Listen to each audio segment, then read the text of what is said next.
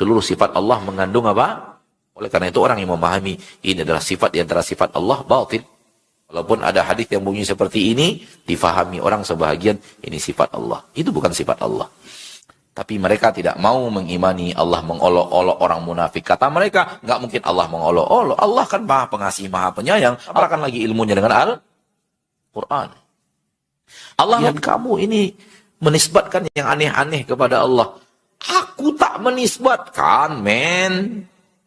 Aku bagaimana membedakan makna jelek dan makna terpuji.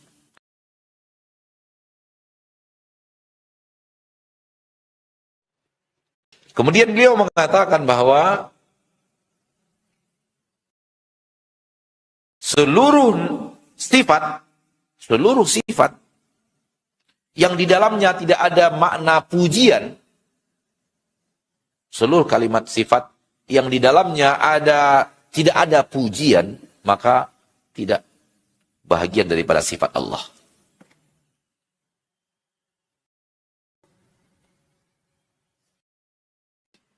Karena seluruh sifat Allah adalah sifat terpuji. Maka sesuatu yang bukan pujian, bukan sifat Allah. Oleh karena itu bukan sifat Allah ad-dahr, masa. Masa bukan sifat Allah.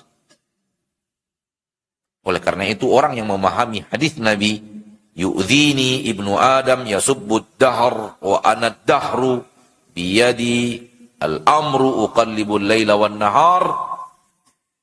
Hambaku ibnu Adam mencela masa ad-dahr wa ana dahar, dan sayalah masa. Apakah masa adalah sifat Allah? Tidak. Kenapa? Di dalamnya tidak ada pujian. Seluruh sifat Allah mengandung apa? Pujian. Sifat dahar, masa, tidak ada kandungan pujian di dalamnya. Maka itu bukan sifat Allah. Oleh karena itu orang yang memahami ini adalah sifat di antara sifat Allah batin. Karena di dalamnya tidak terkandung apa? Tidak terkandung apa? Pujian. Sifat Allah semuanya sifat-sifat terpuji, mengandung hal-hal yang terpuji, dan di dalamnya terdapat hal yang di dalamnya ada pujian terhadap Allah. Allah maha mendengar, maha melihat, maha sempurna di dalam kasih dan sayang. Allah maha sempurna di dalam pemberi rezeki, maha mannan, maha pengampun, penerima taubat, pemaaf. Lihat, semuanya pujian. Coba lihat.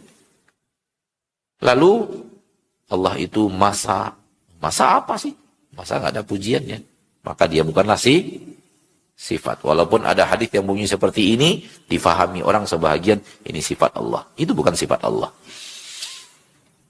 Allah menciptakan masa, maka jangan kalian caci masa. Kalau kalian caci masa, kalian mencaci Allah. Karena Allah yang menciptakan masa.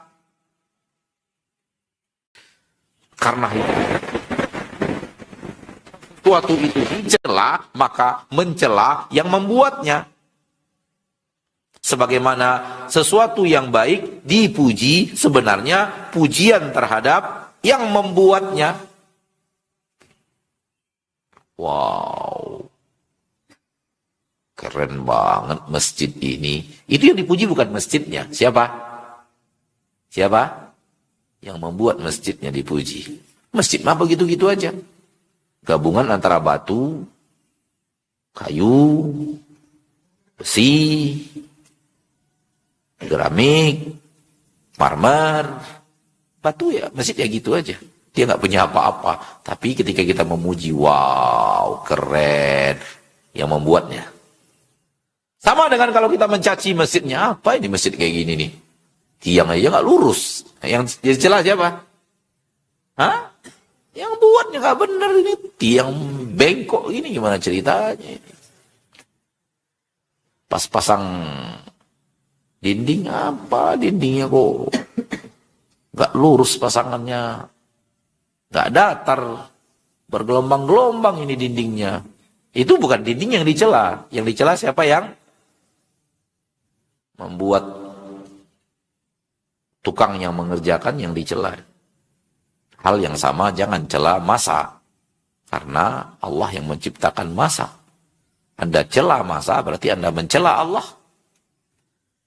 Ini makna hadis ini karena di dalamnya tidak ada pujian dan nama Allah semuanya adalah pujian.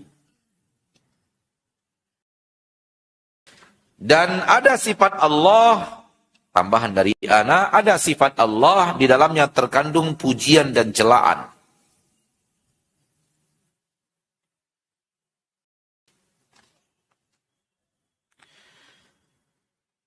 Kalau di dalam sebuah sifat terkandung celaan dan pujian, maka dibagi. Yang mengandung kalimat pujian, makna yang di dalamnya ada pujian, kita tetapkan itu milik Allah. Dan makna yang di dalamnya ada celaan, dinafikan dari Allah. Contoh, Allah mengatakan di dalam sifat Allah, Allah mengolok-olok orang munafik yang mengolok-olok orang yang beriman. Betul atau tidak? Naam? Sahih? Ada dalam Al-Quran? Naam. Berarti Allah punya sifat mengolok-olok terhadap orang-orang munafik yang mengolok-olok. Kalimat sifat mengolok-olok, di dalamnya ada pujian, sisi yang dipuji, di dalamnya ada sisi yang tercela. Ada sisi yang terpuji, ada sisi yang tercela. Namanya mengolok-olok. Mengolok-olok, mengolok-olok, mengolok-olok. Tahu mengolok-olok? Mengolok-olok. Bahasa Sundanya apa itu? Hah? Apa? Antum pemalu kayak perempuan.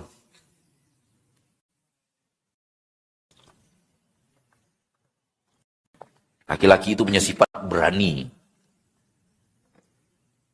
Ditanya jawab. Gak pakai takut-takut malu-malu kayak perempuan. Kalau kalian laki-laki kayak perempuan malu-maluin. Apa bahasa mengolok-olok, bahasa Sundanya apa? Hah? Termasuk sifat laki-laki ngomong pelan-pelan itu sifat perempuan itu. Gak terdengar.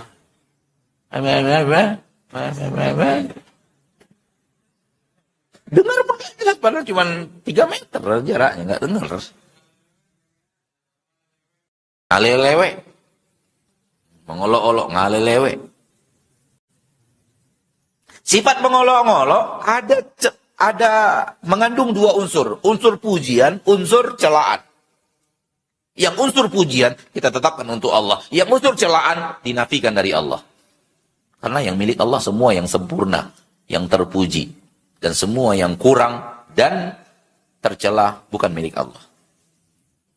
Tapi mereka tidak mau mengimani Allah mengolok-olok orang munafik. Kata mereka, nggak mungkin Allah mengolok-olok. Allah kan maha pengasih, maha penyayang. Allah kan maha. Namun Allah tak mungkin mengolok-olok. Allah yang ngomong, Allah mengolok-olok orang munafik. Ada apa dengan dirimu? Tak mau mengimani. Bertabrakan lagi ilmunya dengan Al-Quran. Allah membuat makar tidak? Membuat makar tidak? Allah yang mengatakan. Wa makaru. Wa makaru. Mereka membuat makar dan Allah pun membuat makar. Wallahu khairul makirin. Allah sebaik-baik yang membuat makar. Membuat makar kata para ulama ada sifat terpuji, ada sifat tercela. Di dalam kalimat makar ada yang terpujinya, ada yang tercelanya. Yang terpujinya kita tetapkan untuk Allah, yang tercelanya kita nafikan dari Allah.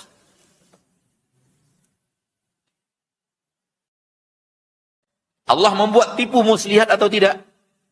Innahum yakiduna kaida wa akidu kaida famahhilil kafirina amhilhum ruwaida. Jelas Allah mengatakan wa akidu kaida, aku membuat tipu muslihat. Mereka membuat tipu muslihat, aku membuat tipu muslihat. Kata mereka, nggak mungkin Allah buat tipu muslihat. Kamu ini menisbatkan yang aneh-aneh kepada Allah. Aku tak menisbatkan, men. Aku sami'na wa ata'na. Membuat tipu muslihat itu kan jelek artinya. Masa ente meyakini jelek artinya? Kita mengatakan enggak. Membuat tipu muslihat ada makna yang jelek, ada makna yang terpuji. Aku mengimaninya untuk Allah dengan makna yang terpuji dan tidak mengimani untuk Allah dengan makna yang jelek yang ada di dalam otakmu. Aku tidak mengimani untuk Allah. Aku mengimaninya hanya di makna yang terpujinya. Makna yang tak terpujinya aku tidak imani itu untuk Rabbku yang maha suci tabaraka wa ta'ala. Timbul pertanyaan, bagaimana membedakan makna jelek dan makna terpuji? Makna terpuji pada Allahu yastahzi'u, mengolok-olok. Makna yang terpuji pada Allah yamkuru, membuat makar. Makna yang terpuji pada Allah yakidu, membuat tipu muslihat adalah melakukan olok-olok terhadap orang yang mengolok-olok, dibalas sama. Mengakukan melakukan tipu muslihat kepada orang yang mencoba membuat tipu muslihat untuk nabi, untuk agama, untuk syariat, untuk orang-orang yang beriman membuat tipu muslihat, Allah pun akan buat untuk mereka tipu muslihat. Mereka membuat makar, Allah pun akan membuat makar untuk mereka. Maka makna yang terpuji adalah mampu membalas dengan bentuk yang sama, dengan kelakuan jahatmu kepada agama Allah, kepada orang-orang yang beriman, kepada Rasul Allah, kepada Nabiullah. Engkau mengolok-olok, nah tunggu saatnya Allah olok-olok engkau, karena Allah mampu membalas seperti yang engkau lakukan. Kamu mengolok-olok, Allah balas dengan mengolok-olok.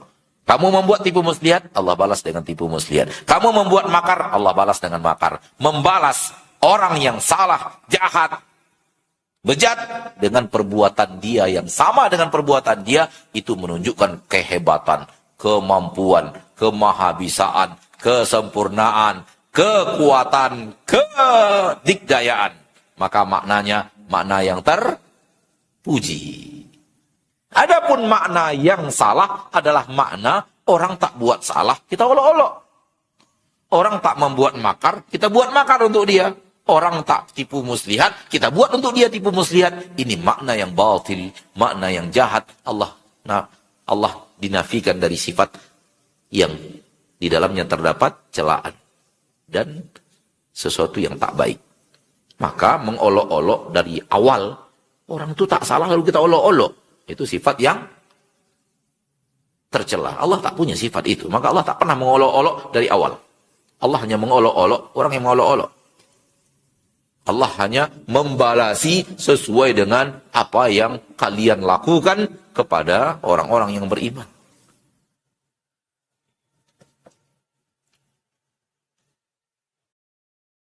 Nampak? Bahwa Allah itu memiliki sifat sempurna, dan kalimat yang di dalamnya ada sifat Allah, namun memiliki makna kesempurnaan, memiliki makna kekurangan. Kita imani untuk Allah yang makna sempurnanya saja. Yang makna kurangnya kita campakkan dari akidah kita, bahwa itu adalah milik Allah subhanahu wa ta'ala. Kalau ada orang yang siapapun yang membuat makar kepadanya akan kalah dengan makar yang sama yang dia berikan kepada orang tersebut. Bukankah ini menunjukkan kedikdayaan, keperkasaan, kekuatan super hebat, kehebatan dalam menyusun strategi dan makar? Ya atau tidak?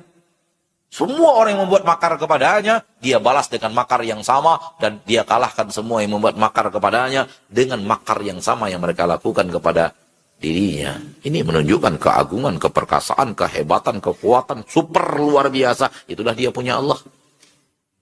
Yang kita tetapkan dalam sifat yastahzi'u, yang kita tetapkan dalam sifat wa makaru wa makarallah, yang kita tetapkan dalam sifat innahum yakiduna kaida wa akidu kaida.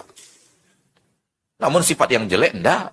Allah tak akan membuat tipu muslihat untuk orang-orang yang beriman. Enggak. Allah tidak akan membuat makar untuk orang yang beriman. Dan hasyahu wa kallah. Ta'ala Allah amma yaqulu adh-dhalimuna 'uluwan kabira.